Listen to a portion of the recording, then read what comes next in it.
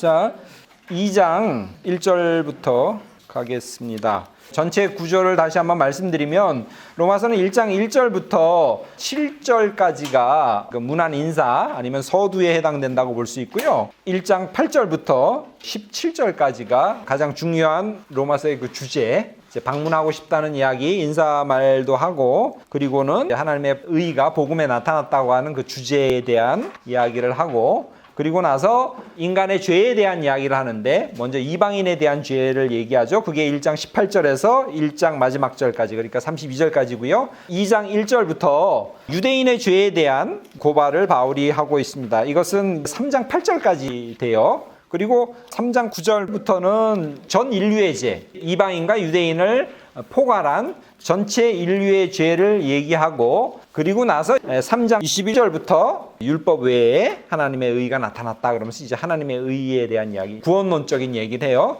구원론의 전제로서 이방인의 죄와 유대인의 죄의 얘기를 하죠. 자, 그래서 그 두 번째 섹션, 유대인의 죄에 대한 이야기를 합니다. 그것이 크게는 3장 8절까지 되어 있다는 것 기억하시고요.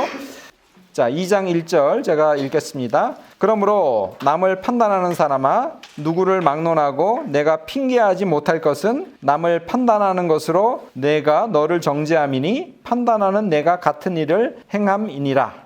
여기 보면 남을 판단하는 사람아 라고 나오죠. 그러면서 이제 이 대화 상대가 누군지를 바울이 분명하게 얘기합니다. 그러나 이들이 누군지에 대해서는 17절에 이제 실명을 거론해요. 17절에 보면 유대인이라 불리는 내가 라고 하면서 대상이 누군지는 이제 거기서 이제 분명하게 나오지만, 그러나 남을 판단하는 자들아, 잘났다고 하고 니들이 율법을 갖고 있고 하나님을 안다고 해서 이방인들을 깔보고 이방인들은 하나님의 뜻대로 행하지 않는다 그러면서 지금 남을 판단하는 자라는 그 표현 하나를 통해서 바울이 지금 누구하고 대화하는지는 분명히 알 수 있습니다. 핑계거리가 없다, 이런 표현은 이미 1장 20절에서 나왔어요. 그러므로 그들이 핑계하지 못할 것이니라. 이방인들도 핑계하지 못하지만 유대인들은 더더군다나 핑계하지 못하죠. 왜냐하면 그들은 율법을 갖고 있기 때문에 그렇습니다. 자, 이방인들은 신지식을 알고 있다 그랬죠. 디카이오마라고 하는 그 신의를 알았다고 제가 설명을 드렸죠. 신지식을 알고 있는 이방인들이 변명의 여지가 없어요. 그들은 율법은 모르지만 퓨시스, 네이처에 따라서 하나님의 뜻을 간접적으로 그들은 알았다는 거죠. 그런데 너희들은 더더군다나 핑계할 수 없다고 바울은 이야기합니다. 유대인들은 자신을 죄인이 아니라고 그렇게 봤죠. 갈라디아서 2장 15절 한번 찾아볼까요? 우리는 본래 유대인이요 이방 죄인이 아니로되, 이렇게 얘기해요. 이게 유대인의 자기 정체성, 이방인과 달리 우리는 죄인이 아니다라고 하는 사고를 갖고 있죠. 이거를 역으로 말하면 이방인들은 뭐예요? 죄인이죠. 율법을 갖고 있지 않고 하나님을 모르고 율법대로 준행하면서 살지 않기 때문에 그들은 죄인이에요. 근데 우리 유대인들은 죄인이 아니다라는 고백, 자기 인식을 하고 있죠. 거기에 대해서 바울은 완전히 이제 반대적으로 이야기를 해요. 유대인들은 이방인을 지옥의 불쏘시개감으로 쓰기에도 합당치 않은 자들이라고 이렇게 얘기를 해요. 그 정도로 이제 자기 우월감이 굉장히 높았죠. 그래서 그들은 남을 판단하죠. 그런데 예수님은 그들더러 뭐라 그래요? 내 눈에 있는 들보는 못 보면서 남의 눈에 있는 그 틀은 보는 자들아 라고 이렇게 질책하시지 않습니까? 남을 판단하는데 결국은 너희들도 율법대로 행하지 않았기 때문에 너희들도 판단받는다 이거죠. 그 판단이 부메랑이 돼서 너희들은 너희들의 발등을 찍고 있다고 봅니다. 그런 점에서 바울은 고린도전서 4장 5절 같은 데 보면 판단하지 말란 얘기를 하죠. 예수님 오실 때까지 남을 판단하지 말라. 너희들은 이방인들이 율법의 뜻대로 살지 않는다, 하나님의 뜻대로 살지 않는다 그러면서 왜 너희들은 율법을 지키지 않는가라고 바울은 이야기를 하고 있어요. 판단하는 사람아, 이런 식으로 대화체로 하죠. 이것은 듣는 사람, 청중으로 하여금 좀 더 주의력을 높이기 위한 일종의 수사학적 기법이고요. 그걸 디아트립의 형식이라고 합니다. 디아트립의 형식, 대화체, 집중력을 높이고 사람들로 잘 주의 깊게 듣도록 하죠. 자, 유대인들은 어떤 일을 했는지 이제 봅시다. 2절.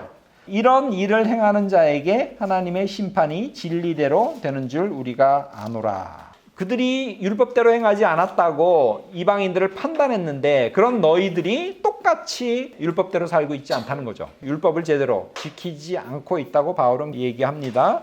하나님은 이러한 자가당착에 빠진 유대인들을 진리대로 심판하신다고 얘기해요. 진리대로는 카타 알레세이안, 그걸 직역한 겁니다. 진리에 따라. 영어 성경은 공정하게, rightly, revised standard version은 그렇게 번역하기도 해요. 공정하게, 올바르게 심판하신다. 하나님의 심판은 온전하시고 정당하죠. 2장 5절에 보면 심판이 의로운 심판이라고 나오죠.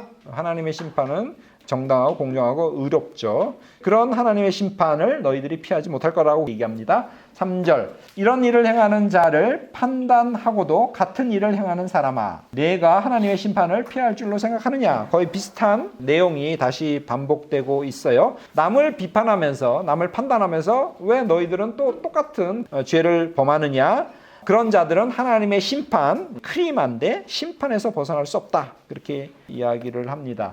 여기서도 계속 판단하고도 같은 일을 행하는 사람아, 이런 식으로 대화체로 하죠. 디아트립의 형식을 계속 유지하고 있습니다. 문답식으로 강론을 진행하죠. 그러니까 예를 들면 주제를 제시하고 이에 대한 반론을 들어서 논란거리가 되도록 하고 중간에 잇따라서 질문과 대답을 계속 거듭 반복하면서 청중들의 주의를 끌어서 설득력 있게 자신의 주장을 이끌어가는 대화법, 그런 연설법을 디아트리베라고 합니다.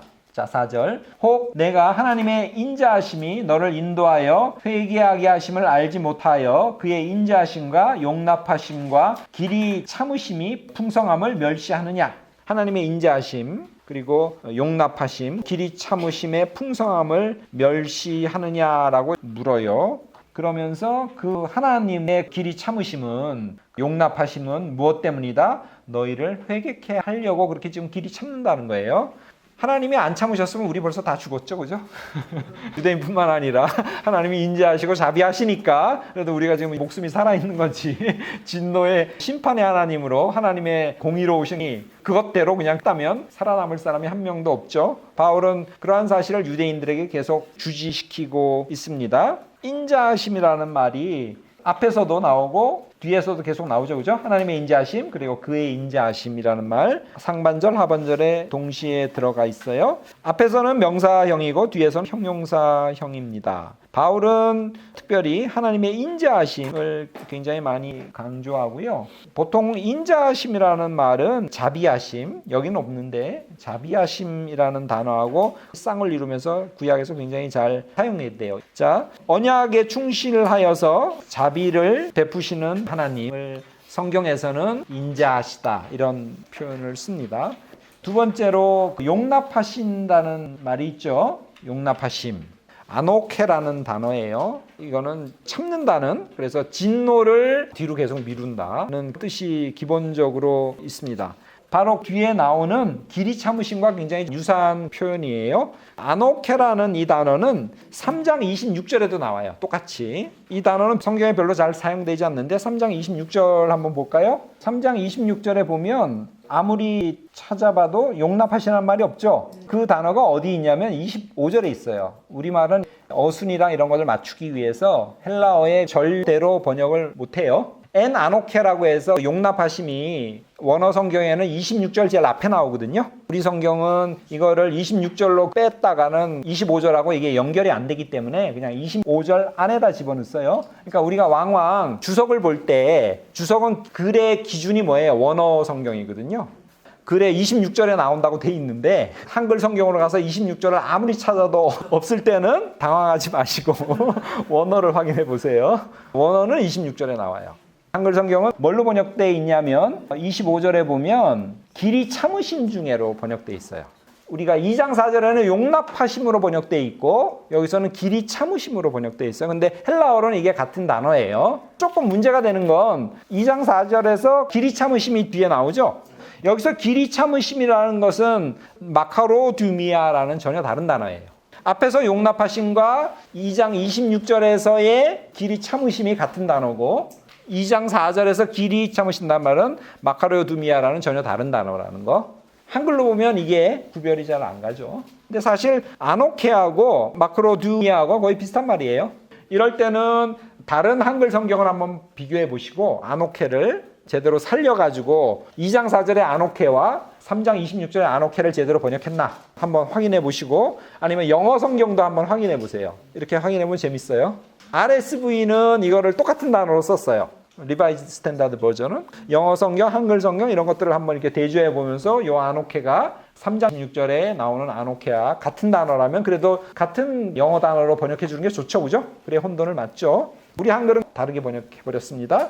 왜 자꾸 이런 걸 따지냐면 용납하심과 길이 참으심, 뭔가 표현이 다르잖아요. 그렇다면 그 뉘앙스 차이를 우리가 좀 알 필요가 있죠. 알려면 뭘 해야 돼요? 요 단어가 다른 곳에서 어떻게 쓰였나, 특히 바울이 그거를 참고하면 아무래도 바울이 쓰는 어떤 뉘앙스를 우리가 알 수 있겠죠.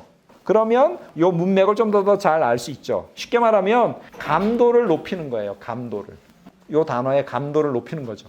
그러면 문맥이나 내용이 좀 더 잘 들어오겠죠. 같은 단어를 쓰더라도 저자마다 다를 수도 있어요. 서로 대화가 안 되는 건 어떻게 돼요? 한국말을 하는데 개념이 다르기 때문에 그래. 이 사람이 사랑이라는 말과 이 사람이 사랑이라는 말이 서로 개념이 다른 거야. 근데 한국말은 똑같잖아. 그러니까 같겠거니 저 사람이 사랑한다 그럴 때 내가 사랑한다는 그 개념으로 저 사람도 생각하겠거니 그러는 거지. 그지? 근데 아닌 거지. 그런 거죠. 그러니까 우리가 이게 헬라어고 2000년이라고 하는 시간 차이가 있지 않습니까? 문화적인 차이도 있고 그렇기 때문에 그런 감도를 자꾸 이렇게 높여주면 높여줄수록 그 내용을 좀 더 잘 이해할 수 있죠. 그 용납하심과 저쪽 3장 26절 그것도 또 한글 성경엔 25절에 나와. 길이 참으심이 같은 단어라는 거 생각해 보시고요. 이런 것들이 되게 많아요, 성경에. 자, 길이 참으심. 길이 참으심은 회개를 위해서 기다리는 하나님의 태도, 마치 탕자의 비유에 나오는 집 나간 둘째 아들을 기다리는 마음이 이제 길이 참으심이죠. 돌아온다는 말이 메타노이아잖아요. 돌아온다, 회개한다. 메타는 바꾼다는 뜻이고 노이아는 누스에서 나왔죠. 마음을 바꾼다. 이게 메타노이아, 회개라는 거 아닙니까? 돌아온다, 돌이킨다. 메타노이아, 회개하기를 바라는 그 하나님의 마음. 그래서 하나님이 길이 참으시고 용납하시고 봐주시는 거죠. 그것을 왜 너희들이 모르느냐 이거죠. 왜 계속 하나님의 뜻을 알고도 율법을 알고도 왜 계속 이방인들이 저지르는 죄와 똑같은 죄를 저지르느냐. 심지어 너희들은 그들을 판단까지 하지 않느냐. 바울은 그렇게 이야기합니다. 자, 5절 갑시다. 다만 내 고집과 회개하지 아니하는 마음을 따라 진노의 날 곧 하나님의 의로운 심판이 나타나는 그날에 임할 진노를 내게 쌓는도다.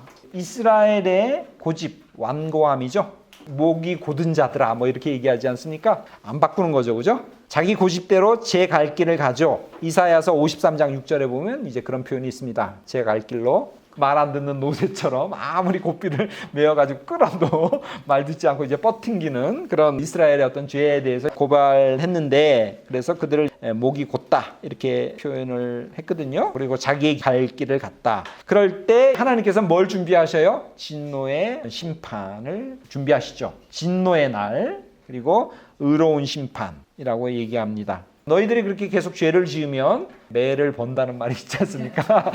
하나하나 정립되죠, 그죠? 죄가 매를 벌어요. 이제 그때가 되면 하나님은 의로운 진노의 심판에서 피할 길이 없을 거다라고 바울은 그래서 그 임할 진노를 지금 내 머리 위에 지금 쌓고 있다. 그렇게 표현하고 있습니다. 여기서 인간의 죄악에 대한 하나님의 반응은 진노의 심판으로 나타나죠. 이것은 일반적인 하나님이 행하시는 구약에서부터 쭉 얘기하시는 죄에 대한 하나님 반응에 대한 표현입니다. 6절 갑시다. 하나님께서 각 사람에게 그 행한 대로 보응하시되, 하나님은 사람의 행위대로 갚으시는 분이시죠.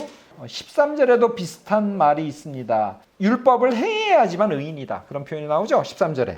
하나님 앞에서는 율법을 듣는 자가 의인이 아니라 율법을 행하는 자라야 의롭다 라고 하는 그 일반적인 유대교적인 진리죠. 그 얘기를 합니다. 여기서도 하나님은 어떤 분이시다? 행위대로 보응하시는 분이다. 이것도 일반적인 진리를 얘기하는 거예요, 유대교에. 바울은 행위가 아니라 믿음으로 구원받는다 했잖아요. 바울은 칭의론 말한 사람인데 왜 여기서 이런 말씀을 하시는가라고 생각하지 마세요. 모순되죠? 근데 여기서 그냥 일반적인 얘기를 하는 거예요.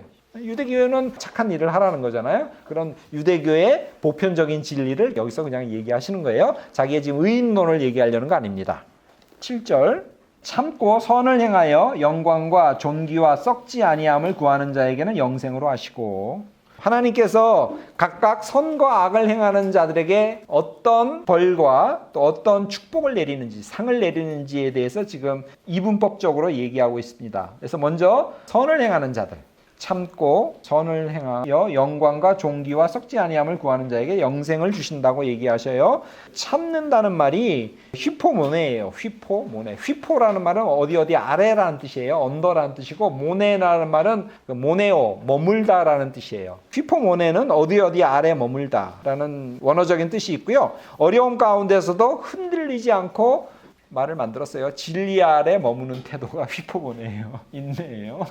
한문으로는 그걸 견인불발이라 그래요. 견인불발. 인내로 진리 아래 계속 굳게 머무는, 진리를 포기하지 않고 머무는 그 사자성어가 견인불발이에요.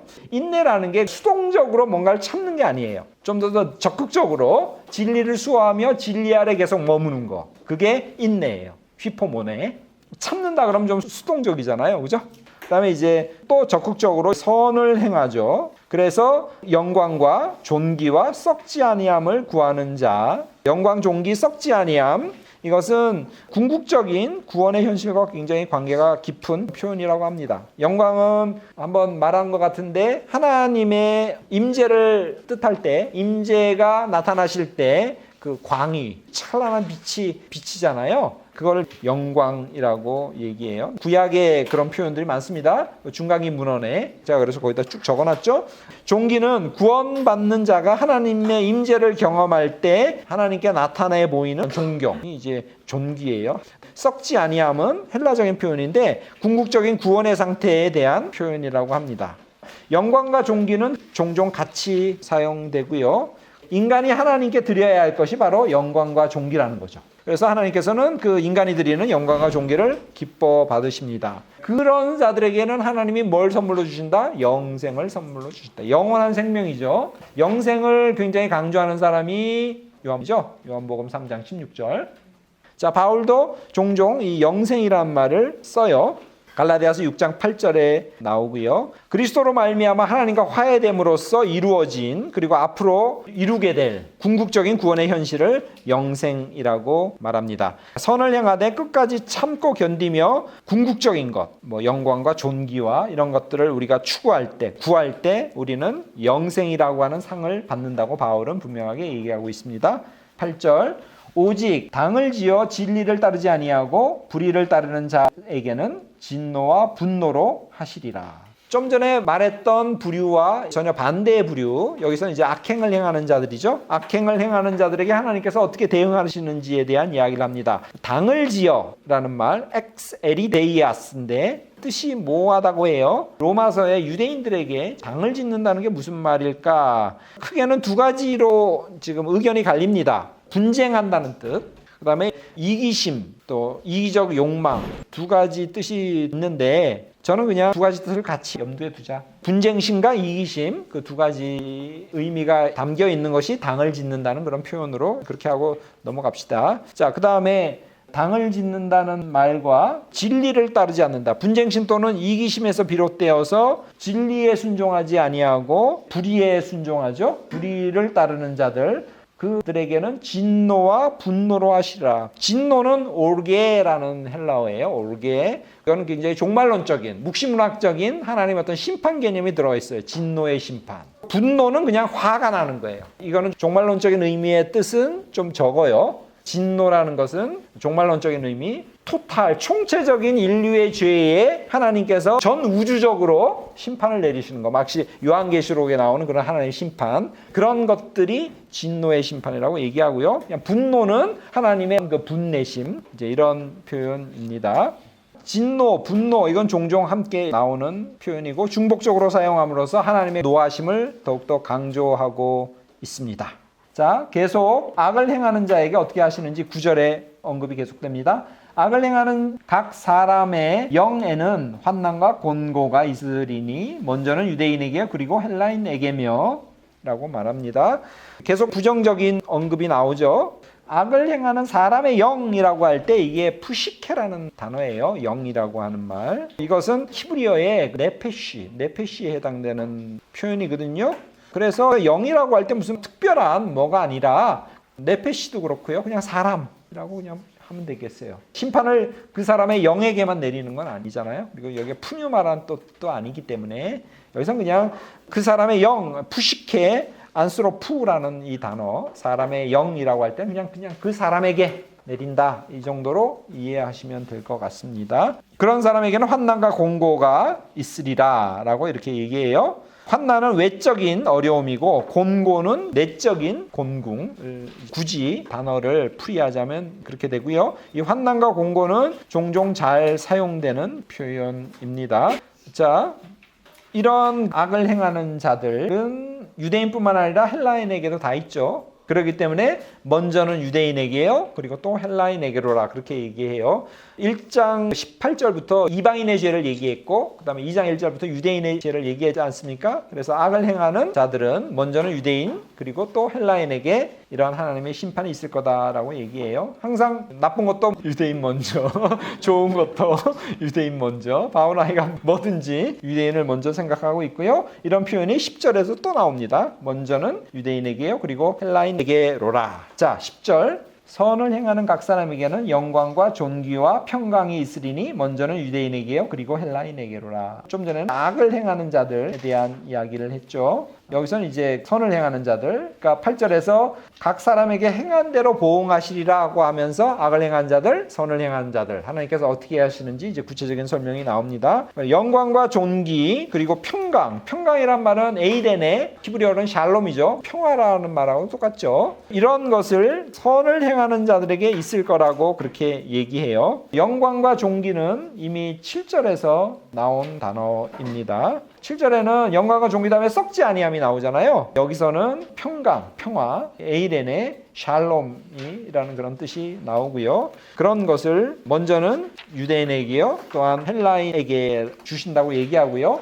평강, 평화라고 할 때 이것은 종말론적인 구원의 상태를 얘기합니다. 하나님과 우리가 화해되고 주의 권세 아니면 죽음의 힘이 그리스도 앞에서 다 무릎을 꿇고 이제 더 이상 그들이 힘을 쓰지 못하는, 그래서 하나님의 의가 이 땅에 재구축되고 땅에 정말로 온전한 평화가 이루어진 그런 상태. 그러니까 종말론적인 의미의 어떤 샬롬을 얘기합니다. 그 평강이 있을 거로 이야기하고요. 자, 11절. 이는 하나님께서 외모로 사람을 취하지 아니하심이라. 먼저는 유대인, 그 다음에는 이제 헬라인이라고 그랬는데 하나님께서 팔이 안으로 굽어가지고 유대인들은 잘못했어도 무조건 봐주시고 이제 그런 건 아니란 거예요. 하나님은 외모로 사람을 취하지 않는다고 그렇게 이야기하시죠. 이런 비슷한 내용이 갈라디아서 2장 6절에도 나와요. 하나님은 외모로 취하지 아니하신다. 다윗을 왕으로 세울 때도 주님께서 중심을 보셨다고 보지 않습니까? 하나님께서는 외양으로 사람을 판단하지 않죠. 신분, 유대인이라고 무조건 좋아하고 외적 조건에 따라서 사람을 편애하시는 그런 분이 아니시고요. 이방인들도 나중에 나오지만 그들이 율법이 없지만 율법대로 행하면, 율법에 상응하게 행하면 그들은 할례 받은 거나 마찬가지다. 그런 표현까지 나와요. 외모로 하나님이 사람을 취하는 것이 아니다. 구원에 있어서